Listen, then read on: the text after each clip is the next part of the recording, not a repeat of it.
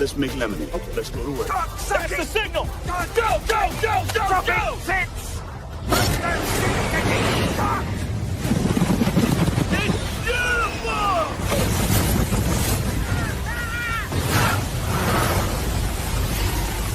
Mother Nature just pissed her pants, dude. Wake up and hit the ground running. It's The Rush, presented by Willis Auto, with Travis Justice and Ross Peterson bringing you raw, unfiltered, and unapologetic talk about sports, life, and everything else that matters. No filtered, no fluff, just The Rush. Well, happy Monday. Welcome to The Rush Radio Show, powered by Willis Automotive and Land Rover of Des Moines. Big savings are here at Land Rover in July. Save up to $10,000 on select full-size Range Rovers, plus take-home Range Rover Sport with available 0.9% financing. If you're listening on the audio stream at therushradio.com, the Rush Radio Android app, or the TuneIn app, thank you so much. Watching on YouTube, go ahead and hit that subscribe button. Give this video a like. Leave your comments in the comment section. Call the show at 515-517-2303 and follow us on social media. You kind of threw me off. I heard you say something. Did something happen? What did happen? Something happened. Everything's always happening. Things are always happening. Travis, what's happening now? How are you, buddy? How's the weekend? Good. You know what? You look refreshed, rejuvenated. You have a different aura about you, a different glow about you. Well, part of that is Courtney came over last night and helped me get my back right. Oh, I'm sure she did. You got a little something. Shut up. You got a little something last night. No, I did not. I wasn't able. I was laid up. Dude, my back was torqued. But last night, Courtney came over and gave me a massage and put some salon spas. She put these medicated pads on my back. Okay. So I woke up feeling a lot better today. But I think what you're seeing is I just came back from what's my favorite trip? I love fishing with my friends. This is my favorite family trip, and this was my favorite one of all of them I've ever done. We had so much. It was great. Yesterday's drive home was even awesome, man. We hit some state park in Minnesota, just on the just across the river from La Crosse, and had all these beautiful overlooks. It was a short hike to all of them. We had a great time. So stopped at some roadside cafe called Bucks and Berries in the middle Bucks of and Berries? Yeah. In fact, it was near the Ocean Spray plant. Where's that, Travis? South of Wausau. Yeah, it's is that by Marshfield, Wisconsin? Yeah, something like that. This place was great. It was amazing. And believe it or not, there is an Ocean Spray like field. I mean, it's like when you see those commercials, there's actually a field like for Ocean Spray. I'm not making this up. They had 5 types of special pies that day. All of them crayon. No, go figure. Yeah, crayon apple, crayon orange, crayon blueberry, crayon. I'm like, sorry. Got it all crayon together. Yeah. So I was going to ask you this on Friday, and I know this is like asking a parent to pick their favorite child. And we're going to be talking about like the top football stadiums, college football stadiums coming up a little bit because USA Today came out with its list. But if you throw, Minnesota, Canada, Wisconsin, what's your favorite place to go? The island up in Canada is... The cabin is so much fun because I'm seeing all my cousins that I love so much, and it is, it's fun to dream about one day actually being off the grid and living a life like that. I don't know that I could do it 365, but it's such a fun thing to go do and be out in the wilderness. And I love my family, which is a huge part of it. I love being around my cousins and seeing all of them and catching up, and we have such a great time. There's never any drama.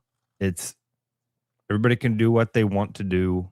Everybody's got a friend or partner that's their age there to hang out with them and keep them busy. And that's fun. See, I think you're in a rarity when you say there's never any drama. I would say 8 times out of 10, when our family gets together, there's a little bit of drama. I mean, just a little bit. Now, when it was on the Justice side, there was always drama. Drama followed us. On the Holstein side, there's not a lot, but every once in a while, 8 out of 10 times, but not something significant, but enough to go, all right, I'm gonna go take a break for a little bit. You're lucky you don't have any drama. Man, I never experienced it, Travis. I didn't. But the Peterson side of our family was just so much fun. when you got together with them, the only thing you had to keep your head on a swivel for the jokes. On the Schipple side of the family, it's a much more cerebral fun, but it's a ton of fun. But you sit and talk, and I mean, I can't even tell you the things we did. I fished a lot this weekend. I caught a lot of different fish this weekend. Saw a ton of fish. My brother caught a salmon. I had no idea there were salmon in Wisconsin. Yes. No, I mean, I lived there for a year and a half, and I had no clue there was salmon in Wisconsin. He caught 5 of them in one day, and and then my cousin was telling other people, he was like, "Man, Brad pulled 5 salmon out." And everybody that was talking was like, "Dang, I've only seen like 2 or 3 get pulled out in a day." I caught a couple of trout. We caught a ton of giant largemouth bass. Holy cow! Friday, Eli and Audie and I took the boat out and found this flat. It was like a movie. You could see giant bass. And when I'm saying, I mean the biggest bass. Eli caught the biggest bass I've ever seen. It had to have been 6 pounds. And we caught 8 or 9 that were like that. And then we kept, with the limit was 5. We kept 5 of them and took them home because they asked us to get some of them out of there. So it was incredible. You could watch it. The water's so crystal clear. You're watching them swim. No moss, no cloudy just runoff. Yeah. That's awesome. That's awesome. My weekend was pretty fast, pretty uneventful. Saturday night, I've got our photographer in town who photographs a lot of our projects, so I had to spend Saturday night with him, just hanging out at a place where where he was taking photographs of. So that kind of wasted my Saturday night. Yesterday we had some friends over, and Owen and Lizzie were over. So it was a fast weekend, productive weekend. Just a note for everybody tomorrow. I've got a synergy meeting tomorrow, so we're going to end the show at 7:30 tomorrow, just to let everybody know. So it'll be an hour and a half show tomorrow, not a 2-hour show. We hate to do that to you, but we only do it once a quarter. So that's if not you're wondering why I promised Travis I wouldn't pick on his synergy meetings anymore because his boss is going to help me get tickets for Audrey. So he bought me off. So and I keep telling him, hey, they probably won't come till like the day of the show. I'm relaxing. I'm good. Yeah, don't panic quite yet. So that just be aware. Programming note that tomorrow is an hour and a half show. Ross, I did think about you over the weekend. And of course, college football media days are wrapping up. Big Ten will hold its annual get-together of the pretty people that like to go to Chicago and write on this stuff. They'll be the last one. The SEC was last week. The ACC the week before that. The Big 12 the week before that. Not much came out of that. Out of either one. Greg Sankey was probably the most newsworthy last week. We talked a little bit about that. But Mike Buddie, who is the athletic director at TCU, I think he may be your next or new favorite athletic director in the country. He did an interview with Front Office Sports. Front Office Sports writes a lot about the front office, the business side of college sports. And Mike Buddie was on for about 19 minutes with the person from Front Office Sports, and she said, "Hey, if you could wave your magic wand, if you could just wave your magic wand and have anything happen in today's world of college sports, what would it be?" And when he gave this answer, I immediately thought of Ross. Take a listen to this. Wave my magic wand. I would hold on. Got to just back up real quick. wave my magic wand. I would love for us to have a range, whatever that number is, $40 to $50 million, and that's how much you can spend. And any NIL deals count down from that number, so you can't exceed it. I think athletic directors should make a capped salary. I think coaches should make a capped salary. And I think student athletes should be in the room helping make these decisions. Wow. That's from an athletic director.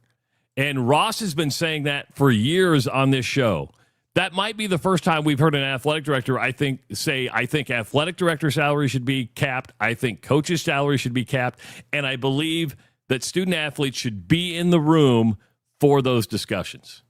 They all say student athletes should be in the room for the discussions, and then it's, oh, they were there. We didn't listen to what they had to say or give a crap about because they're kids, they're children, and we're the adults. Man, athletic directors and coaches getting salary caps. I love it. If now again, I want everybody to be treated on the same way here. If athletic directors and coaches have salary caps, then you've got to have a salary cap for the players as well. And I think that it's pretty easy. In fact, you could probably set this up at the college level a lot. Oh, my back. See that? You could probably set that up a lot easier than at the professional ranks, meaning because the question is, what happens with the excess? What happens with the Texases that have $100 million? What happens to their extra $50 million? If the salary cap is $50 million, I mean, hell, we know the Iowa gets $100 million from their television contract, roughly. They get north of 50. In the college ranks, you've got this thing sitting there waiting to be able to to capitalize from that, and it's the university. The interesting part about that is if there is excess, right, in the National Football League and Major League Baseball, those funds are redistributed to the franchises. Yeah. Well, you're not going to see income redistribution in college sports because Texas is going to say, hey, what's ours is ours. We'll play by your rules, but what's ours is ours. And I think we've also seen excess isn't bad because, the cap would always adjust. I mean, in college in NFL, NBA, your cap always goes up. It doesn't stay at a certain number for forever. But you also have to save it for a rainy day. Right? I mean, you never know when the next disruption is going to happen. So the University of Iowa doesn't have to go to the region and say, I need a $50 million loan that we have to pay back over 30 years. Right? It's not next bad. Lawsuit's coming. Yeah, you don't. It's not bad to have a slush fund. Now, he mentioned a salary cap, and that would be whether that's a $40 million roster, whether that's a $50 million roster. And why he said student athletes should be in the room, what he's saying is collective bargaining at this point. That's exactly what he's saying. He's saying, hey, if we're going to set a cap at $40 or $50 million and we're going to cap coaches and ADs, everybody needs to get in the room and have these conversations. And because right now they say there's a salary cap of the House settlement. There's not a salary cap. Sure, there's the $21 or $20.5 million that's on the books, but it's the above the cap spending that's taking place that nobody's monitoring. Now, you can say the College Sports Commission is doing a best job and it's got to go through Deloitte, but there's a lot of deals out there.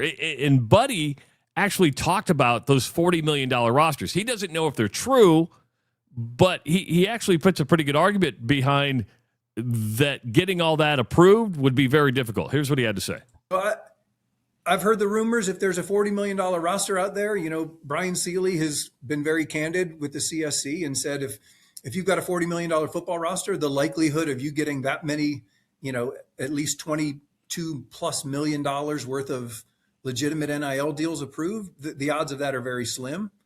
And so, I think we're about to see what happens when you go through this first cycle. And on December 31st, there could be 600 Division I college football players that are suing their schools because they haven't been able to deliver the NIL deals that they were promised, or you might just see a lot of people paying student athletes in brown paper bags like the good old days. Yes.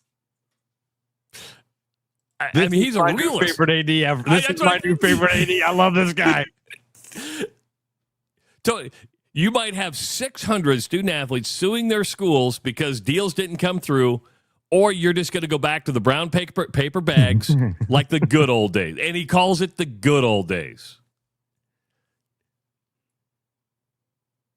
Trav, okay, a lot going through my head, so help me process all of it here, okay? Okay. Because if it's he's exactly right. I don't think the schools are going to be liable for breaking a contract, because it seems to me like it's Deloitte. Very easy to shift that responsibility right away and go, hey, it was these guys that said we have to approve it through them. They didn't approve it. Shouldn't you get it approved before you promise it? I would think so. Why it all seems cart before the horse, doesn't it? So, but man, so let's just use these numbers. You got 600 kids that don't get what they were promised. Even if they sue Deloitte, let's say they go back and sue, and like they start a process, lawyers are going to get involved. Maybe we should reach out to some of our attorney friends and say, how's this? What's your best guess on how this plays out? It's funny because as you were talking about it, Ray put in the chat under the table money. Ray knows. He's street smart. He knows. And I think that's why Mike Buddie referenced the brown paper bags. Right. That's exactly what it was. It was him saying, hey, by the way, we used to get our weed like this. And if your system doesn't work, our underground railroad still operates. We can get it done. We'll figure out a way to get money to these kids. And then as my brain was doing that, I almost kind of wondered about our buddy Brad Heinrichs. I think Brad now is like off the hook, right, with all this stuff. But Brad's a man of his word, and Brad's the guy that for years was the one making those promises. But I think that's why they ended the swarm before like August 1st. Yeah, right. And it does, again, seem like maybe his hands are kind of washed of this now at this point. But and I believe in the release, the swarm said they were going to take care of all obligations that they had on the books. Yeah. And then they closed shop. Yeah, close shop. And any leftover funds were going to be given back to the flight funds at the University of Iowa. So they were going to take care of their obligation and then walk away. Okay. But my point being, if a guy like Brad Heinrichs at a TCU or a Texas, you've got one of these 600 kids steps up and says, "Hey, I didn't get my money. I didn't get what I was promised." It's the Brad Heinrichs of TCU that's going to step up and go, "Hey, man, I know I'm the one that promised you that." What did Brad tell us? How much you into this out of your pocket, dude? 7 figures, not 8. Which means if I were to read the tea leaves, he's closer to 8, right? Don't you read that? Yes. Humphrey says this. So he's saying college sports are staying the same, just more money now and more problems. Yes. I mean, I don't think he's saying there's more problems, but all the other parties saying college sports is going to stay the same. We're going to get the kids paid, and it's going to be a lot of money. We just got to figure out some guardrails. We got to figure out so that it's not crazy wild times. And part of it should be that the athletic directors and the coaches play by the same rules. If we're going to restrict how much money these guys can make, we need to restrict how much money we can make and then figure out what happens if and when there is a surplus. I mean, Travis, even when you said there's no profit sharing thing, right away I'm like, well, why not? Because Texas is going to want its money. Texas is going to say what's ours is ours. And you know what? I want Iowa State to do the same thing. They make the most. They should have the most. Why do the doctors have the nicest houses? Because they went in debt and try and put in all the work. My point being that I'm okay with them having the most. There was a thing in my mind of like, well, wait a minute. Why wouldn't? Maybe there is a stair step in there that says a percentage of your excess goes into this NCAA fund that helps make sure that the UNIs of the world are competitive. I don't know. I don't know what that even looks like. And I like that we've got an athletic director. Did you tell me this dude who played Major League Baseball for like the Brewers and the Yankees? Yeah, he was part of the 1998 Yankees World Championship team. I remember this name. I like this guy. I like the fact that he's saying all of this stuff out loud and just very matter-of-factly. Not that we have athletic directors that shy away from this stuff, but this is good. I think you have to throw ideas out there to get the discussion started. Not saying that they take place, but you at least have to put it out there, and you've done that. But when you do it, everybody's like, Ross is on his high horse again. And I think that too. It's coming out of my mouth. I've got that voice in my head going, you're an idiot. Yeah, but doesn't this validate your opinion a little bit? Yeah. When a guy at a Big 12 institution says, hey, if I had my magic wand, I'm capping my salary, I'm capping my head coach's salary. I mean, Sonny Dykes is making $7.5 million. That's a lot of money for TCU. TCU's got money. Lane Kiffin's making $13 million. Again, I don't begrudge anybody for making money. I don't. Now, when you do it on the backs of the state, that's a little different story. Private corporations doesn't bother me at all. You can make as much money as you want. That's what we're here for. But it was interesting. And when I saw this, I saw it last Friday. It came through one of my newsletters that I get, and I started going down. I'm like, oh, is there sound on this? And when I found the interview, I'm like, I got to play part of this because Ross will like this. He'll like the idea here. Love it. But you have to collective bargain. You have to have some antitrust protection. There's a lot of steps that would make this happen. But at least he acknowledged, and he called it the good old days, the brown paper bag, because that's the first time you really heard an athletic director say, yeah, it happened. It happened probably quite a bit, and those were the good old days. A lot easier. Stuff some hundreds into a bag, just hand it off. This is going to sound like a veer. It's not. What if I asked you what percentage of the Division I NCAA schools are private institutions? What would you say? I'm surprised by this. What percentage of Division I? Is it all of Division I, or are we talking Power 4? Just NCAA Division I. I Googled how many private institutions in NCAA Division I. I'll tell you why. Do you want a percentage or a number? Yeah, I have both. I'm going to say 28%. You are damn good at these games, dude. You are really good at this. It's 33%. Okay. I'm in the margin of error. Roughly, yeah, very much so. Roughly 120 private institutions in NCAA Division I. Because I was wondering, what if you could do something with the public institutions and do something like what you're talking about, but only apply? I mean, you couldn't do it to the private institutions.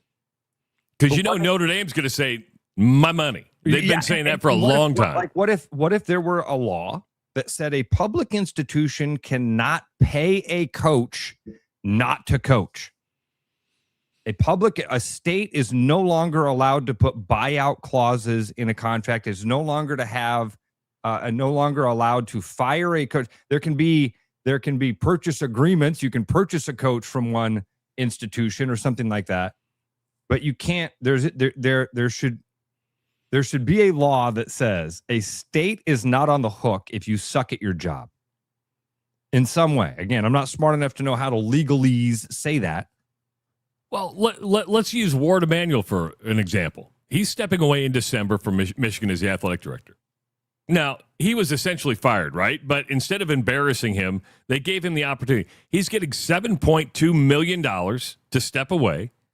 He gets all the privileges of an athletic director, meaning he still gets tickets, he gets golf privileges. And Ross, they waived the University of Michigan standard retirement deal to where you have to work at the university for 20 years to get full retirement benefits. He gets health care and all that stuff for like the rest of his life because he retires from the University of Michigan. How is that beneficial for the state? Totally sustainable, Trav. Totally sustainable to just give that stuff away and he got his golf. Got his golf, got $7.2 million, and he got health care.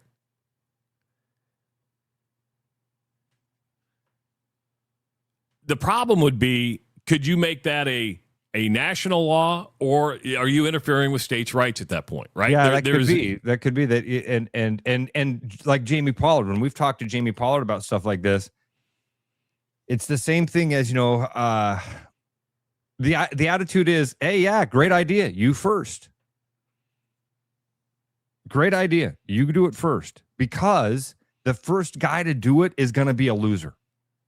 You go outside of those boxes. You go outside of those norms. We've talked about this so many times. It's a phenomenon. But when you do something that's outside of the norm, the first person that does it, no matter how successful it is going to quit doing it.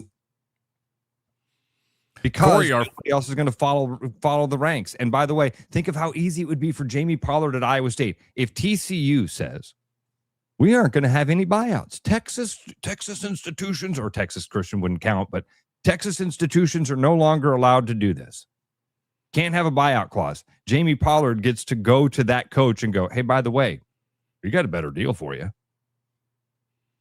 We got a way better deal. We got a way better contract because we don't have that stupid rule that Ross Peterson made him put in place. So that's why you've got to being an outlier is very difficult. It's brave. Donnie Rickles says, TCU's athletic director sounds like he should be Jamie's replacement. It's not a better job. Yeah, TCU. Again. I mean, he on this interview, you can go back and find it on YouTube. He's like, we're set financially. He goes, I'm not panicking the way some other institutions are. And that's the benefit of being in Texas, benefit of having some really, really rich alumni. I mean, if you think Iowa State has rich alumni, oh, buddy. TCU, SMU, they're loaded. Absolutely loaded. Now, of course, one final thing for Buddie, and that is on the Safe College Sports Act, which he actually said in this interview he gives it very slim chance to be passed before November. He goes, listen, they got bigger things to deal with, and that is, you've got recess, you've got elections, and you've got conflicts and wars that, they should probably focus their time on besides saving college sports. But here's what him talking about the Safe College Sports Act. I've been pretty vocal about this throughout our situation. This is our mess. Like it's my industry that screwed this whole thing up. And so, some people are angry that our elected officials aren't acting quickly enough or strongly enough. And man, I don't subscribe to that at all. This is our mess, and they're having to come in and clean it up because we couldn't figure it out ourselves. And so, there are pieces of it that I like better than others, right? I mean, like the transfer portal and eligibility rules, like that has to be addressed. And, some people think that, hey, this, 5 for 5 or just one free transfer is restrictive to these young people. But I am convinced that it's not. And I'm convinced that it's our job as the adults in the room to help them manage this, because if you're going to 4 different schools in 4 years, the likelihood of you getting a degree is very, very slim, because, credits don't transfer 100%. So one free transfer, I think, is great. And then I think it's incumbent on us to educate these young people so that they've got a degree that'll impact them, for their whole lives. But to me, it boils down to one simple question, and that is, do we want to be governed or don't we? I love this guy. This is so good, Trav. Everything there. Yes. He's like, they don't want Congress involved. It's our fault. We created this out. Yes. The market is going to figure this out. I love this guy. That's all the things I've been saying for a long time. I love it. Perfect. I couldn't figure out for a long time. I'm like, why does his shirt say Frank? It says frogs. It says frogs. It says frogs, man. I'm embarrassed to tell you how long it took me to figure out that his shirt said frogs and not Frank. Though his last statement was the best. Do we want to be governed or don't we? Oh, perfect. Because this is the thing. If you give up this control, if Ted Cruz gets control, guess who has control? It's not Ted. This is the thing, man. In the government, you build a weapon that gets used against you over and over and over. That's what happens in politics. You stand up and you go, you know what we should have? We should have this filibuster thing. Or we should end the filibuster. Yeah. Wait. What happens when the other assholes get in charge? We're going to build this hammer, and then they're going to beat us over the head with it. You are going to give up control of this, and the next guy ain't going to be as nice as Ted Cruz. And if you don't like Ted Cruz, guess what that means? It's worse. You're really not going to like the next guy who gets to squeeze it, because he's going to look at it and go, well, that was Ted Cruz. That's Ted Cruz's fingerprints. You know where he was at before TCU, right? He was Army's athletic director. You can see some of that military institution influence on Mike Buddie, who right now might be our favorite athletic director. I like him a lot. I like everything he's saying here. Sometimes the key to feeling better comes from just being seen for what you need. Urology Center of Iowa has a dedicated men's health wellness center with services from low testosterone to managing the effects of aging. But more than that, UCI is the place to go when you want to be seen like a man, not a patient. You don't want somebody else's treatment. You deserve yours. Schedule an appointment with UCI today at Iowa. URO.com. It is the Rush Radio Show, powered by Willis Automotive. The Rush Radio is now on the free TuneIn app, allowing you to enjoy the show on Apple products and Android Auto. Download the free TuneIn app and search The Rush Radio to take Travis and Ross wherever you go. With the Iowa Lottery's new Millionaire for Life game, you could win $1 million a year for life. That could make you a My Dream Job is No Job-ionaire, a front row tickets to every show-yonaire, a hire a personal glam squad for you and your bestie-yonaire. Yep, a little further. Or just to never run out of your favorite pickles-yonaire.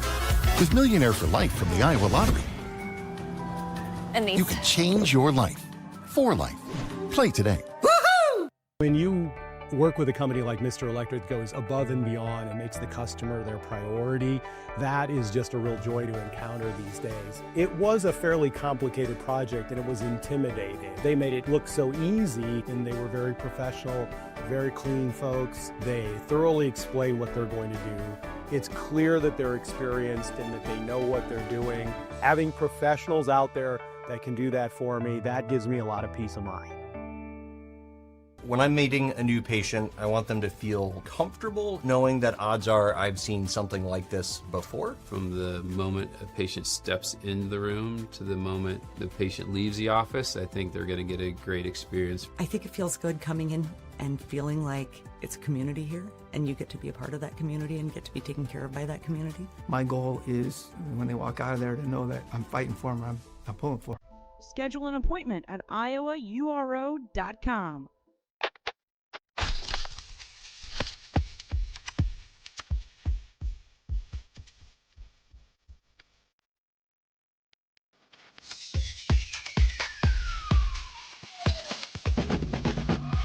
Hey everybody, Mason Miller, Sales Manager Eric here at Willis Infinity, and this month we have some exciting new offers going on. Right now you can get an all-new 2027 QX60 with rates as low as 2.9% plus $1,000 in special finance cash, or lease it with $1,000 in lease cash. Also, we're running low on 2026 QX80s. Get one now for 0% for 60 months. For more information on these exciting offers and more, visit us online at willisinfinity.com or stop by our showroom. Every business has priorities, and Priority One Heating and Cooling is no different. As a service provider, we prioritize quality air conditioners and furnaces that will keep your home at your comfort level year-round. As a small business, we prioritize doing things the right way and treating people fairly. As a truly local business, we prioritize our community. As a veteran-owned business, we prioritize duty and commitment. For big business service with local value, trust your home to the place where you are always Priority One. I hope you're stretched, hydrated, and prepared for more nonsense because The Rush with Travis and Ross, presented by Willis Automotive, is back now. Got electrical problems? They happen. Mr. Electric of Central Iowa handles it all, from panel upgrades to ceiling fans, generators, and surge protection with licensed pros and transparent pricing. Book your appointment at MrElectricIowa.com. Welcome back to the Rush Radio Show, powered by Willis Automotive. Good to have you along on a Monday with us. Got a text from Brian Duax from Central City Liquors right before the show started. And we got a poll out there on our X page right now. So if you go to Rush Mornings on X, he wants to know what you want to see on this week's special. And so we're asking you from Central City Liquors, what would you like to see on special this week? Beer, tequila, whiskey, or other? And beer is leading the No way. Yeah. I honestly thought beer. I would have put beer last. I thought it would go whiskey, tequila, THC drinks, other, and then beer fourth. Wow. Well, good luck. Yeah. I wonder if it's because it's so damn hot outside that a good crisp citrus IPA sounds good right now. Just it's beer drinking weather at this point, because you can drink beer when it's so hot it just goes through you and you're like, ugh. I actually had a beer this weekend, and I don't drink beer that often. I had two beer. I had a New Glarus. Which one? The raspberry tart. That's my favorite New Glarus, dude. That's my favorite New Glarus beer. It's so good. Yeah, and I had it in a bottle. Like lambic. I know it's really, really good. Now, you were up there in Wisconsin. Did you bring any New Glarus back? No, I took up some Central City Liquors. So I took a couple of bottles with me, Travis. I took a bottle of vodka, and what's it called? Platinum? Something like that. Anyway, was like a blue bottle with a gold with silver writing on it. Again, I had Todd. I went to Todd. I'm like, I'm going to make vodka lemonades, and he said, take this, and they were fantastic. The other thing that I took though, I usually take up stuff to make frozen old fashions, but I didn't really have the time to do that or the room to take all the things. So he had me take this bottle called Slow and Low. It was about the size of a bottle of Jack Daniels. It looked like a bottle of Jack Daniels, but it was like pre-made old fashioned. But up there, everybody's an old fashioned snob. Oh, yes. Super snob. And Wisconsin old fashions are nothing like traditional old fashions, which a traditional old fashioned is essentially a couple shots of whiskey with some bitters, some maybe very little added into it. A Wisconsin old fashioned tastes like a drink. It's like a sweet. I remember when I worked up there, you had two options of old fashions when I lived up there. It was whiskey old fashioned bitters or whiskey old fashioned sour. Yep. And I'm like, I don't know. I'll just have a whiskey old fashioned. I usually got the sour, but they do it a little bit differently. And they have fish, during Lent, fish fries are big around here. Fish fries happen every Friday in Wisconsin. It's a year-round thing. Did you have an old fashioned when you were up there? The Slow and Lows did not. They weren't quite they didn't quite pass the muster up there, unfortunately. So it was a lot of vodka lemonades for me over the weekend. But I'm not much of a drinker anymore. It's not. I was on a white wine kick yesterday. Yeah. I was feeling it a little bit, but we had some people over. Here's my problem: is when I drink to excess. I don't drink I'm not drinking like every day and all that stuff. But when I sit down to drink, I've been hammering it out lately. Just really, really hammered it out. I didn't do that at all. I wasn't drunk at all over the weekend. Because you're having fun. I did learn some because I was fishing. I did learn some fascinating stuff about our new favorite athletic director, Mike Buddie. Not only is he a former Major League Baseball player, pitching with the Brewers and the Yankees, he was also in the movie For the Love of the Game. He was Kevin Costner's technical advisor and pitching coach for the movie, and then also was made an appearance as fictional Yankees starting pitcher Jack Spellman. So, a Major League Baseball player, an accomplished athletic director at Army and now TCU, and an actor and an advisor on a movie. That guy's got talent. Probably friends with Kevin Costner. I think that guy should be like running the NCAA, or he should be like the next college football commissioner if there ever is one. I want that guy in leadership positions. Ross, I've got before we get back into our next subject, which is going to be LeBron James. I want you to analyze me a little bit. I was thinking about you over the weekend. Okay. And I play Best Fiends quite a bit. I play this Arrow game, but a couple weeks ago I downloaded a sniper game on the phone. So, I sit and kill people during the day, right? Well, I've gotten to the point in the sniper game where I purposely don't go for the kill. I go for the injury to get them to walk up so they get back up. And I let them limp for a lot, and then I whack them. Is that something weird that instead of going straight for the kill, that I maim them first, and then let them suffer, let them bleed a little bit, and then take the final shot? Yeah. Wow. I'm like, is there something wrong with me? Yeah. Stop I want to be clear before I start this. I want to be clear, okay? I don't think playing video games is a bad thing, and I don't think that playing video games makes you more inclined to act out in those behaviors.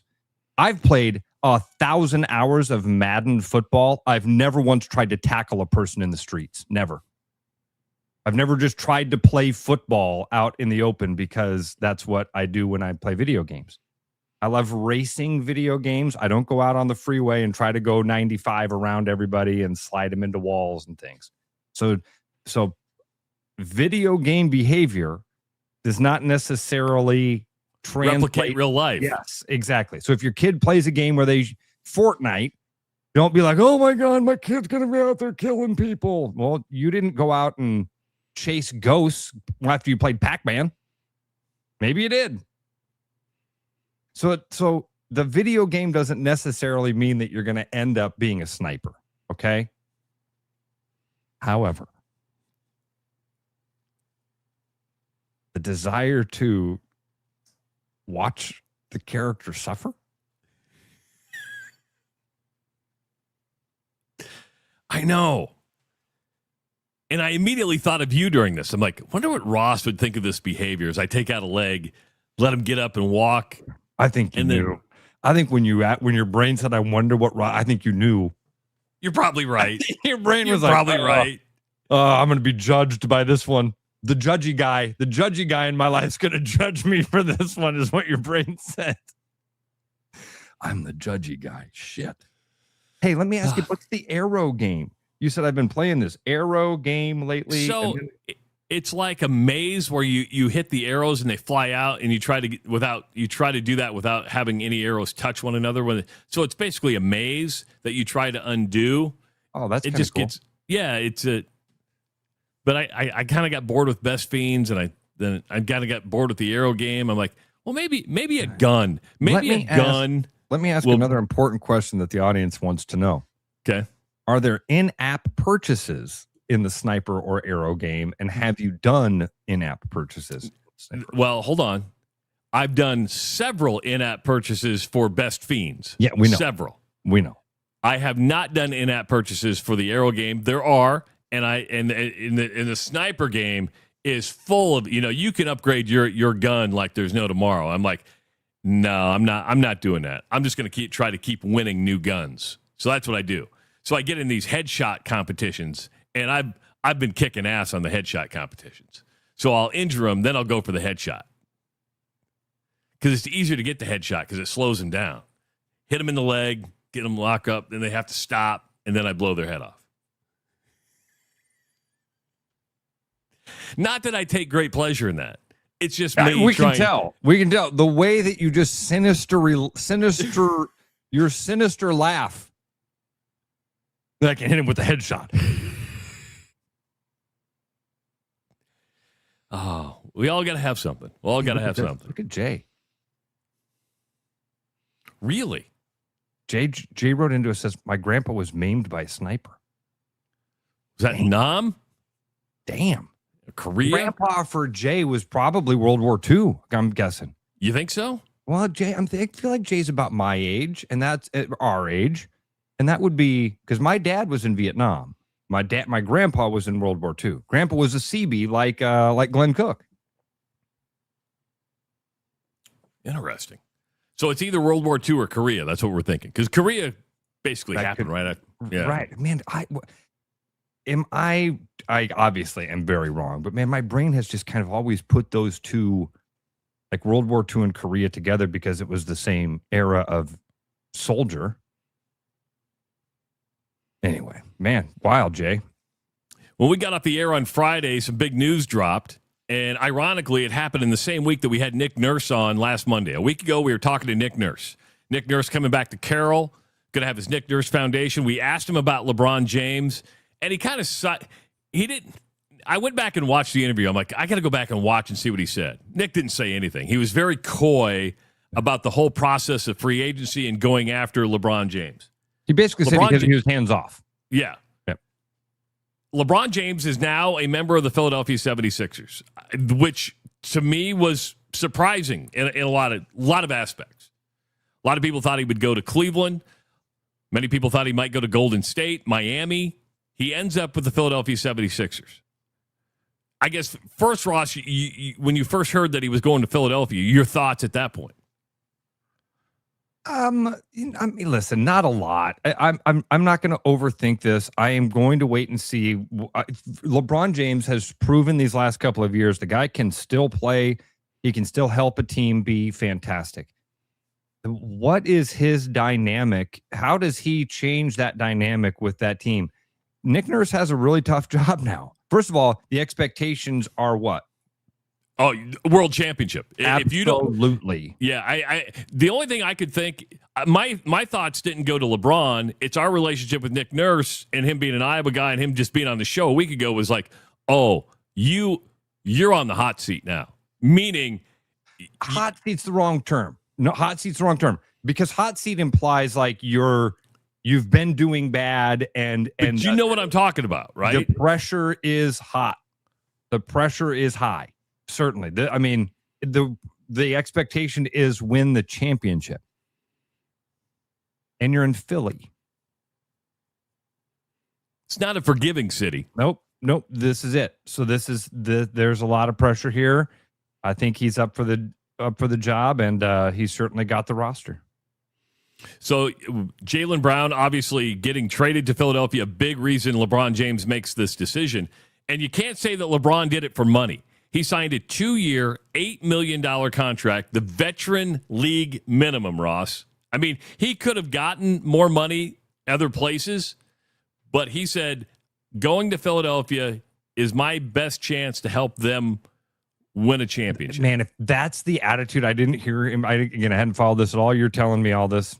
I'm hearing this all for the very first time. Well, you were busy. You were on vacation, so I'm bringing you up to date.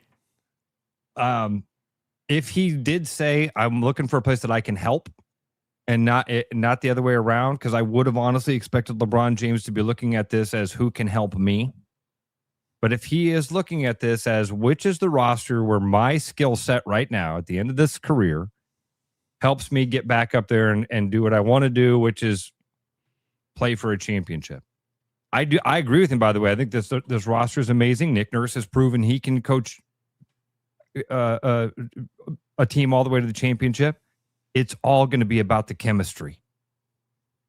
And that's why there's no reason to get too excited about it. If you're a 76ers fan, you should be elated today. You have a better chance of winning the championship today than you did now than you did before LeBron than Thursday. Now the expectations are high, the pressure's high, and it's time to start time to deliver. I mean, obviously not till the season starts. $4 million a year for LeBron. I think that was the biggest shocker to me. Was like, you only went for $4 million a year. You made $56 million last year. But I like the awareness to go, you know what? I'm not worth $56 million anymore. And I'll take the veteran minimum because I think I can help this team win a title. I think it's also saying subconsciously, I'm not the number one guy. I think he knows that with Jaylen Brown, Embiid, that you're not the number one guy. And I think by saying, hey, I'll take $4 million, I know that I'm not going to be the focal point. He will be because he's LeBron James, but he's not going to be the go-to guy in probably a lot of situations. Man, I wonder if, and maybe Nick Nurse just played coy with us. Maybe he was I think he did. About the fact of like, I didn't really have a lot to do with this. Travis, if it had nothing to do with money, then what was the courting process like? Well, I think it has to do with agents. And I didn't know this. I learned this morning watching the ESPN. Nick Nurse is a clutch sports guy. LeBron James is a clutch sports guy.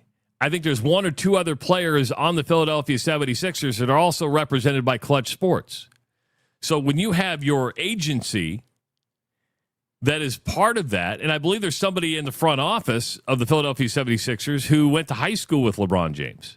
So you have that familiarity, and you're like, hey, I'm not going to call it collusion, but you're like... It's relationships. It's not collusion. It's relationships. Absolute relationships. Everything in life comes down to relationships.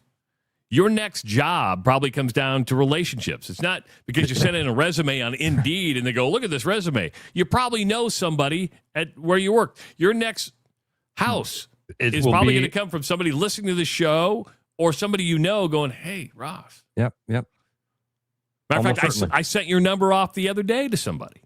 Guy calls me and goes, hey, I got an acreage to sell. I need to call Ross. Can I have his number? I'm like, absolutely. I don't think he would care about me giving out his number if you're going to sell real estate. I answer random phone calls. I don't. Most people don't. LeBron did say this is his final decision, meaning he's not going to go through this shit again. This is it. Left himself the out that if this first year goes bad, he can retire. Yeah. So there's a player option. Okay. Because this is, again, if they don't win it this year, chances are Nick Nurse is gone and LeBron is gone.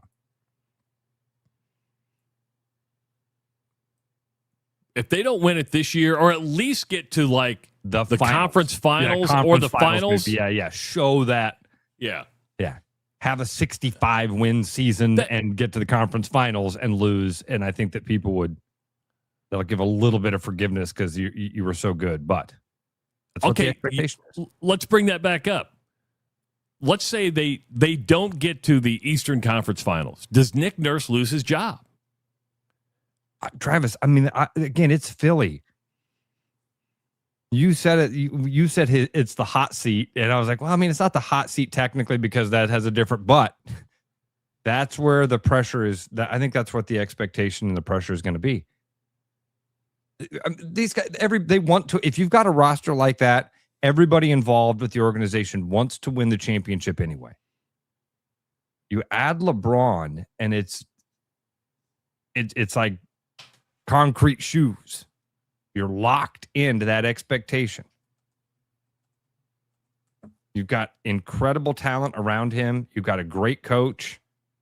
Yeah, I think that the 76er fans are going to say, if this thing doesn't end up with a fantastic season, and again, maybe it's a 68-14 season, and then you make it to the conference finals and you lose in 7 games or something. If that happens, I could see them saying, we were so close. We got to give this another run. Come on, Bron. Come back. If they go 50-32 and get bounced in the second round, I think LeBron retires and Nick Nurse is gone. After the announcement, the Philadelphia 76ers went from 20-1 to win the NBA title to 10-1 after the announcement, giving them the 4th best odds to win next season's title. Yep. And it's not fair, but I do think Rob is right. Rob says Nick Nurse will be the first one to go if it doesn't work. He's the fall guy. That's why, and Captain Kirk.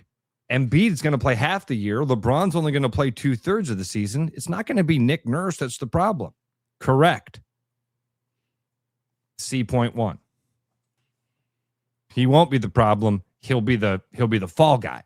That's his role. Because you're stuck with your players. You can trade them, and there's a trade clause. There's a trade kicker in his contract. Okay. Meaning, if they trade him, you've got a 15% bump in there, which if it ain't working, trade him to Cleveland and say, finish your career with the Cavs. Or to a team that's making that run that he was close to signing with anyway. Okay. I don't mind that part of that clause because that's what this is all about, trying to get LeBron another ring. Let's say LeBron wins a ring. Let's say they win it all. Okay. I think he steps away. I think if you can end a champion, you end a champion. That's what I would do. Yeah. You're 41. You've mentioned that you're emotionally exhausted anyway. And this was a hard decision to make. If you win the title, it's fun to go out on top.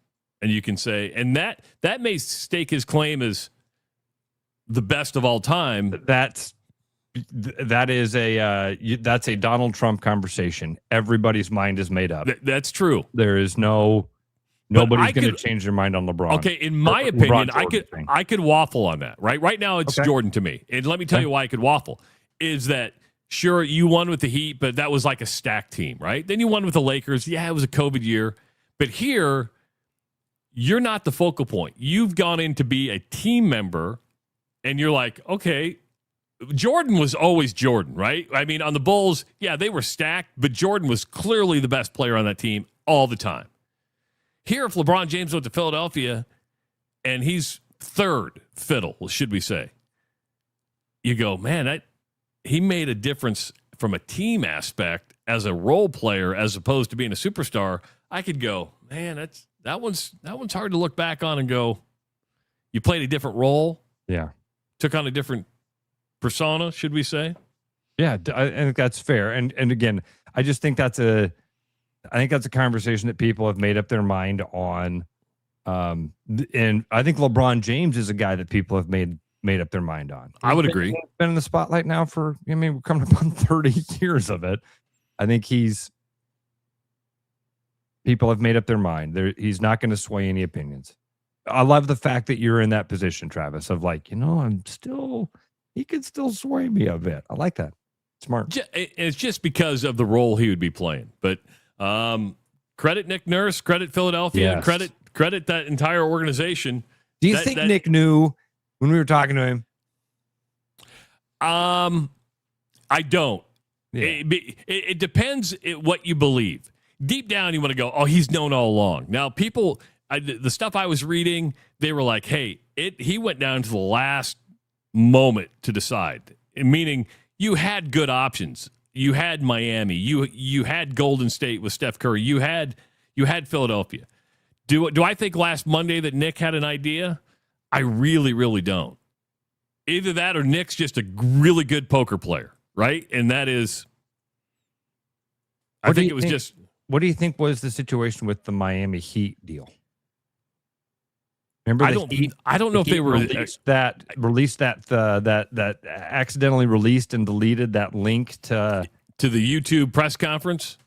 Again, it depends on what you believe. And that came down to roster. Sure, they had Giannis, but they weren't as deep and maybe not built for a run. No, I mean, what do you think happened with that actual link leak thing that happened?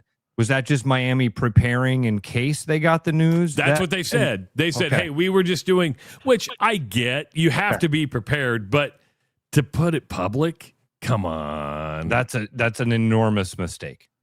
Huge mistake. Okay, all right. Because when I heard the news that he was signed with Philly, there was a part of me that thought, man, I wonder if when this came out, I remember I said, is this the type of thing that LeBron would look at and go, wait, you guys don't have your ducks in a row? I thought the organization was buttoned down. This little leak shows me that there's problems, and I don't know. 30 for 30. What if I told you? The Decision Part 4. Or Part 3. Boy, we got an hour in the books. We got an hour to go. We're going to talk some college football, WNBA when we come back. Going to be a fun second hour as well. Good to have you hanging out with us on a Monday morning. Hope your day's off to a good start. Make sure to start it each and every day with the Rush Radio Show, powered by Willis Automotive. The Rush Radio is now on the free TuneIn app, allowing you to enjoy the show on Apple products and Android Auto. Download the free TuneIn app and search The Rush Radio to take Travis and Ross wherever you go. With the Iowa Lottery's new Millionaire for Life game, you could win $1 million a year for life. That could make you a My Dream Job is No Job millionaire. A front row tickets to every show millionaire. A hire a personal glam squad for you and your bestie millionaire. Yep, a little further. Or just to never run out of your favorite pickles millionaire. With Millionaire for Life from the Iowa Lottery, And these. you can change your life for life. Play today. At Iowa Floor Covering, we believe great floors start with great service. Whether you're looking for a plush carpet, durable LVP, timeless hardwood, stylish laminate, or beautiful tile, including custom tile showers, we'll help you find the perfect fit. No pressure, no pushy sales tactics, just honest guidance from a team that listens. DIY Weekend Warrior, we've got the products and advice to set you up for success. Iowa Floor Covering, floors you'll love from people you can trust. There are a lot of reasons to want a self-driving mower from Iowa Mobotics. Being automated gives me more time to do my hobbies. I travel so much for work that I don't have time to take care of the lawn, but I still care about how it looks. And I'm just lazy. Gives me time to work in the wood shop instead of spending it on the mower. It works in my schedule. And I just really hate doing it. No matter your reason, with Iowa Mobotics, spend less time mowing, more time living. What's going on, everybody? It's Bobby here at Land Rover Des Moines. Summer's here, and we have the perfect cure for summer boredom. The 2026 Range Rover Sport Dynamic with 1.9% financing available is the perfect cure for your boring car or your summer boredom. So stop on down and take it for a ride so you can see what I mean, or call, click, or visit us at landroverdesmoines.com or stop out at the showroom. You'll be glad you did.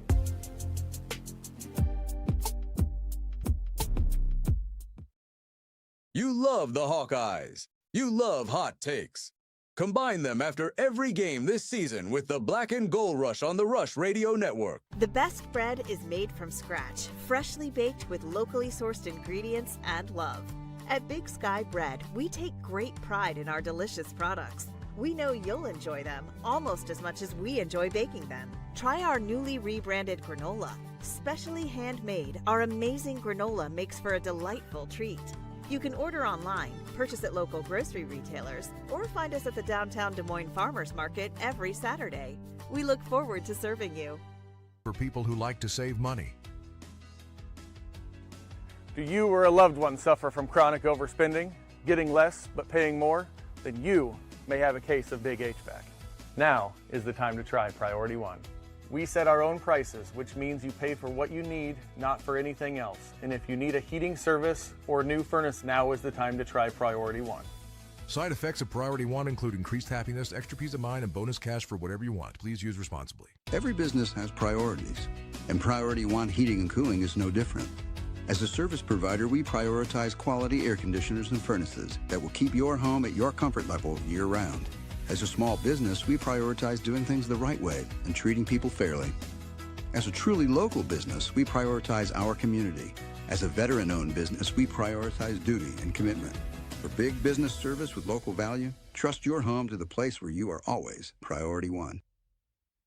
Hi, it's Noel. At Fiscus Jewelers, we're honored by the fact that our customers continue to come back on purpose, and that trust means everything to us. For years, we've been privileged to be a part of life's most meaningful moments, and we never take that responsibility lightly. We proudly offer the largest inventory in Ankeny, cutting-edge custom designs, including free CAD drawings, and a team that takes the time to get it right. Thank you for choosing us year after year. Fiscus Jewelers, your jeweler for life.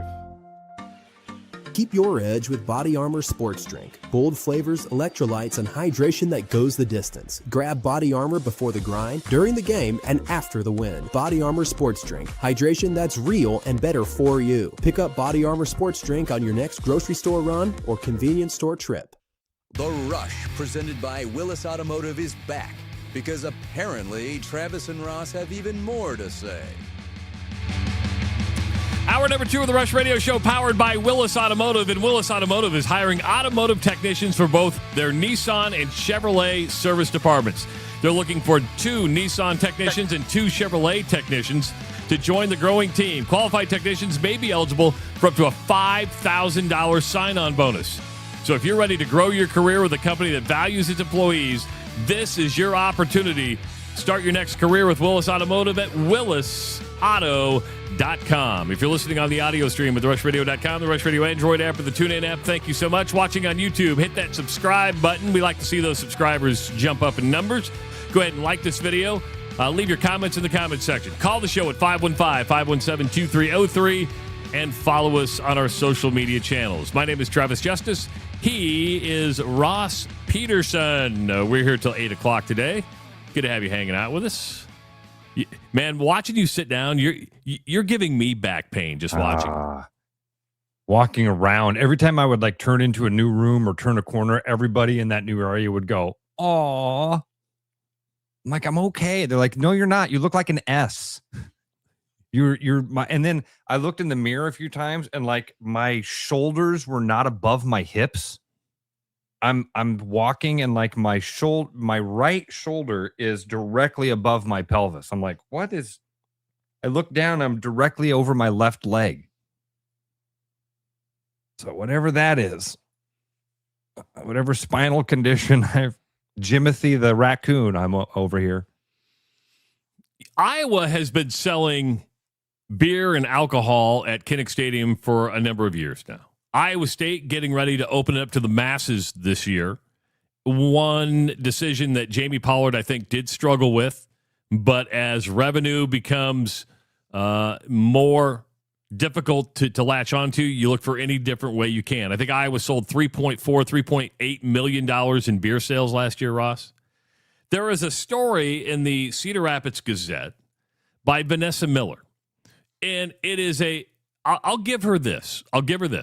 And that it is a very factual story. It didn't seem to have an agenda, but the timing of it, And the tone of it kind of leaves you believe, oh my God, there's a massive, serious problem with people getting thrown out of Kinnick Stadium. And she goes back to 2015 when the total number of people thrown out at Kinnick Stadium was 18. 18 people were thrown out at Kinnick Stadium in 2015. Last year, that number was 288. Jeez. From 2015 to 2025, it went from 18 to 288? Yeah. Okay. So in 2021, 63 were thrown out. In 2022, 105 were thrown out. In 2023, 98 were thrown out. In 2024, 291 were thrown out. And in 2025, 288. Now you're going to say, see what happens when you sell beer, liquor, and get people juiced up. Well, and you're right. Those spikes are big. Let me play devil's advocate. Okay. First of all, Iowa has sold out like every game since 2022, right? Okay. So you're talking 7 games at 70,000 people. That's what, 490,000 people over a season. That 288 is still less than 1% of everybody there. And now that you're selling alcohol in the stadium, are you becoming more cognizant and less forgiving than when you were letting them drink in the parking lot and come in, right? So you're like, hey, these guys are sauced up.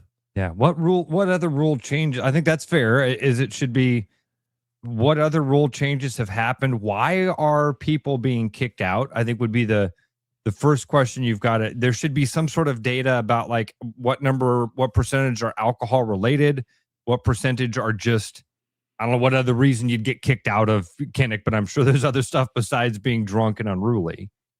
The yelling racist things. I mean, sure, there's a number of being rude, there's probably other things, but so I'm sure not all of them are alcohol related, but I'm going to guess most of them are. So I'm with you. Let's just assume they all are. But Travis, I think it's more fascinating to break it down via game. And then, so if you broke it down per game. Last year, Minnesota, I believe, had the most at like 72. It comes out to about 70 a game. Dude.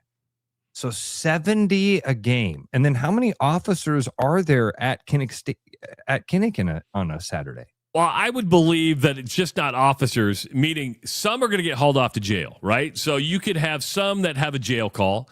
Some, the yellow coats from Permar, I don't even know if Permar still does security, but you know what I'm talking about. Yeah. Can go up and say, hey, you've got to go. Okay. And by the way, there was Beth Gatz and the team did a survey of what fans would want. And part of it came back and said, hey, we want you to deal with unruly fans a little bit. When did that survey happen? I think it was before last season. Okay. Or either that or 2 seasons ago. Which would make sense. Dude, it went from 98 to 291. That the real jump is the 23 to 24. Yeah. It's 3x. Almost 3x. 98 to 291. That's a huge jump. That's where something's got to be looked at there to go, wait a minute, what happened here? Why did we all of a sudden we went from 15 a game or 20 a game to 70 a game? Less than 20 a game. No, 15 in a season in 2015. 18 in a season in 2015. You said right? 18. Yeah. 18 in 2015. So from 2015 to 2021, you've got a pretty significant jump there. Big jump from 21 to 22. It almost doubles from 63 to 105. But then the 98 to 291 is where I would go, whoa, wait, what? Why were kicked 291 people out of here? And is that just alcohol related? Again, a lot of that could be drunk in the parking lot and coming in. So can you contribute that to alcohol sales within the stadium? That's going to be the focal point because you started selling alcohol in 2021, 2022. Okay. You're coming out of COVID. You're like, we got to sell, we got to do revenue. So we're going to sell beer. And I think that's what they're trying to correlate is that she was very good about not putting an opinion on this piece. So I'm giving her compliments and kudos to that. But I think the timing of it and the numbers want to make you believe that it's all alcohol sales related. And I'm sure a good part of it is as Iowa State gets ready to do its alcohol sales. Now, maybe the spike is amazingly, you kind of raise your eyebrows. I'm trying to do math in my head. No, I mean, I can see where people go, oh, wow, that's a huge jump. And you're right, It is. But when I look at it, I'm going to be honest with you. I thought the 288 was like a low number. I'm like, over 7 games, that's it? That's pretty good. It's all how you look at it. When it's less than 1% of the total attendance, you kind of go, okay. And that's why, because over 7 games, it would be about 40 per game. At the 288 number? Yep. Okay. I don't think that's a high number. That doesn't seem as, I mean, again, it just cuts it in half for me per game, 40 per game. In Minnesota was the high. At 70 something. Yeah, 72, so I think it was. Really, you had a couple of games in there. I mean, how long did you sit in the end zone and you saw people that should have been ejected, including yourself? I would say every game. I'd say every game, somebody around me or somebody in my group probably should have been escorted out. We were having fun. We were stupid kids. I mean, I'm not. So I mean, I don't know. Maybe that's a stretch. Getting thrown out. I mean, we weren't being mean to people. We weren't, well, there were times. Well, you bring up a good point, though. And just hear me out here. In that a lot of things have changed even since 2015. People are paying more and more money for their seats. You got the seat licenses. Your tickets are going up. Yeah. And you finally reach a tolerance where you're like, hey, I'm paying for this. I don't want to put up with the shit around me. Yeah, that's a good point. Yep. That's why in 23, the Beth Get survey comes back with, can you clean this up? Can we have a little bit more authority here to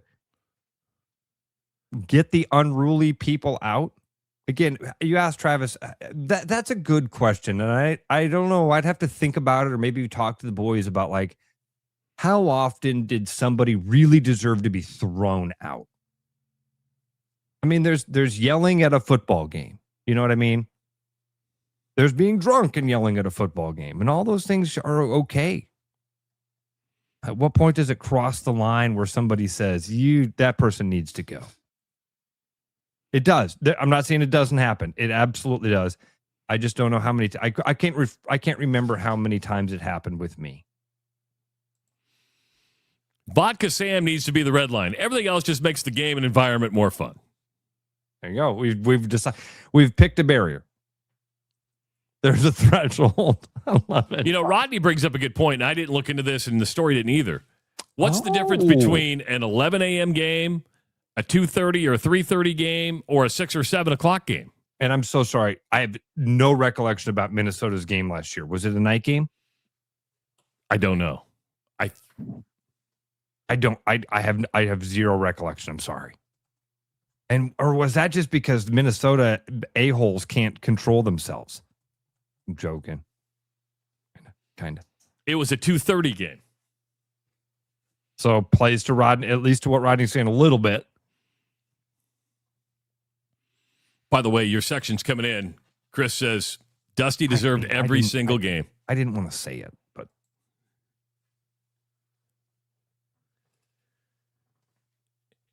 I mean, when you hear 288 over 7 games, does that?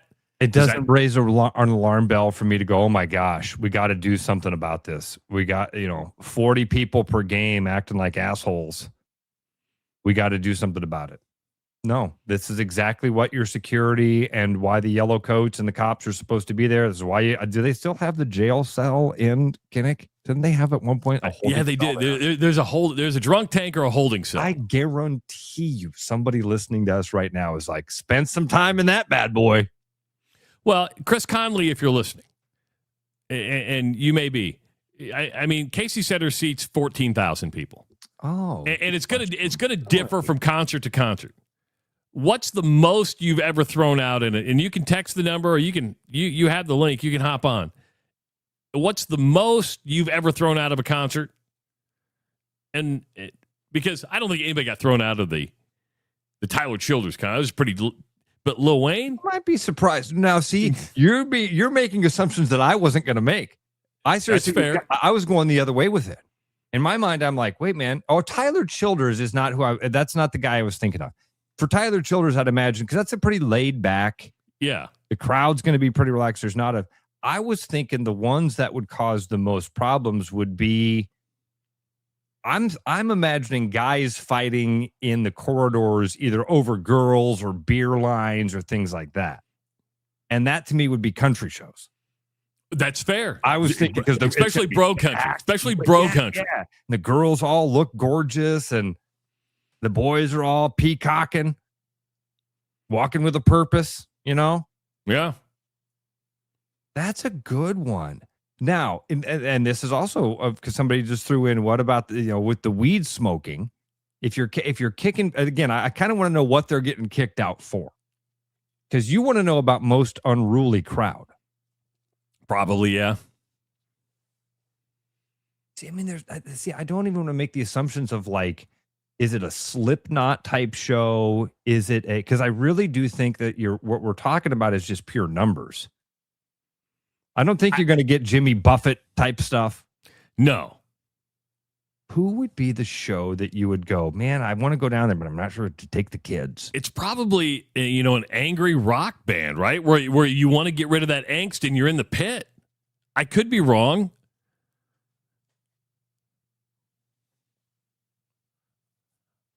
I'm so sheltered from it because I'm in a suite just going, I'm loving my life up here.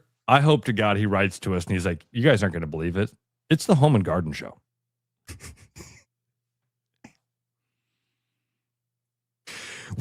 They bring out those hydrangeas and people lose their freaking minds, guys. It's crazy. Or is it a show where somebody just threw out Bieber?